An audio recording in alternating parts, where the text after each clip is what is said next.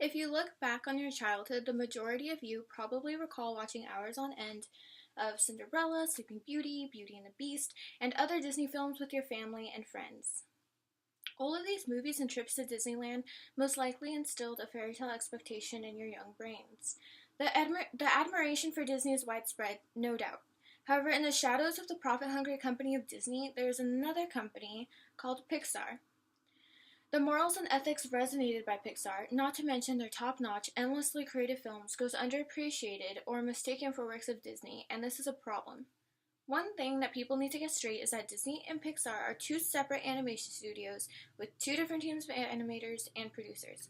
They use different animation software and only share a few high-level executives. It is also important to note that Disney and Pixar often have a rocky relationship.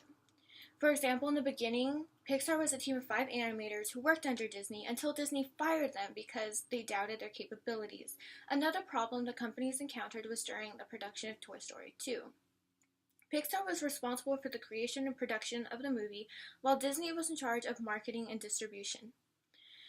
Profits and production costs were split 50-50, but Disney exclusively owned all story and sequel rights and collected a 10 to 15% distribution fee.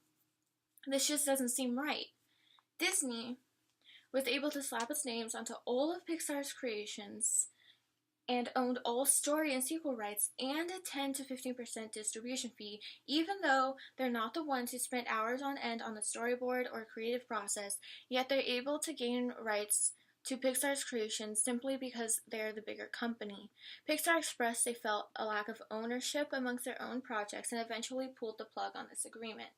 This just goes to show Disney's horizontal integration business tactic. The company owns many theme parks, the Star Wars franchise, multiple motion picture groups, animation studios, animation groups, theatrical groups, and more, including TV networks and more groups.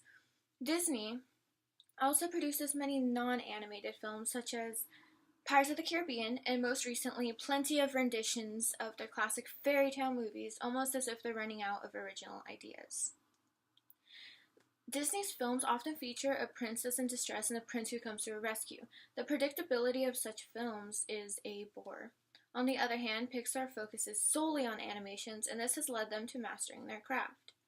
Their films are bursting with originality, and their storylines range from monsters using children's screams to power their city, to a robot saving the human race, to gourmet chefs who happen to be rats, to a clownfish trying to find his son in the vast ocean.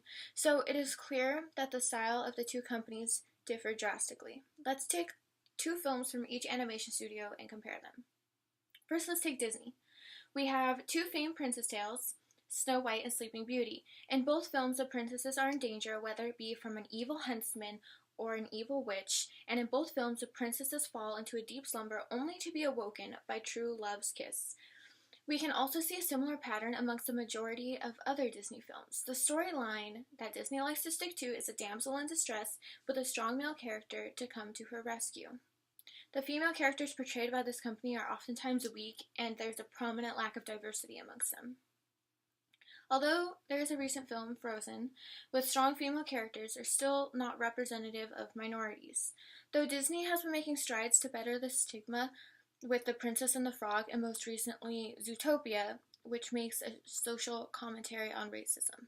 Now let's compare 2 Pixar films, Cars and The Incredibles.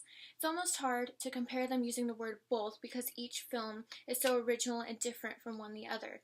In Cars, there's a racing car named Lightning McQueen who is after the Piston Cup, which is a highly prestigious racing trophy. Through a messy situation, he ends up in Radiator Springs. It's a town in the middle of nowhere. Through his experiences there, he is extremely humbled, and his formerly spoiled and famed self seems to disappear. He ultimately learns the value of having family as opposed to fans, and instead of winning the Piston Cup, he gives up the race to help another racer who wrecked. In the film The Incredibles, superheroes are under blast and go into hiding as everyday citizens. The film focuses on a family of 5. Mrs. Incredible and 2 of her children save the city when Mr. Incredible gets into trouble with Syndrome, who is a villain. The film is filled with wild, laser-shooting robots and gadgets, and not to mention a baby who bursts into flames. Besides the endlessly distinctive films that Pixar produces, they also produce characters such as Riley, Dot, Joy, Mrs. Incredible, Boo, and Eva, just to name a few, who embody strong female characters.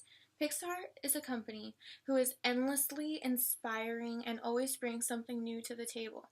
Their films fuel ideas and wonder within their audience. Pixar films are about things that matter. For example, Riley's struggle to find herself and control her emotions in the film Inside Out, or the importance of protecting your identity in the film The Incredibles.